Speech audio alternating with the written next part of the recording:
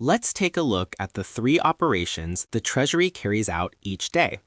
Treasury Management, 2026 edition. The Treasury holds its main account at the Federal Reserve, and all government spending flows through this account. The balance in the TGA is calibrated to cover roughly 1 week of cash needs. Think of the TGA as a bucket. Each day begins by pouring money out for public spending. As the day ends, the bucket is refilled through taxes and borrowing. What matters is the flow, not the level at any single moment.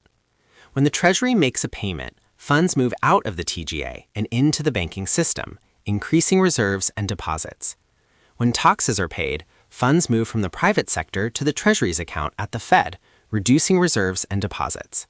When the Treasury issues debt, funds move from the private sector to the TGA, temporarily reducing reserves and deposits. For more inspiring visuals and insights, visit veradelici.substack.com.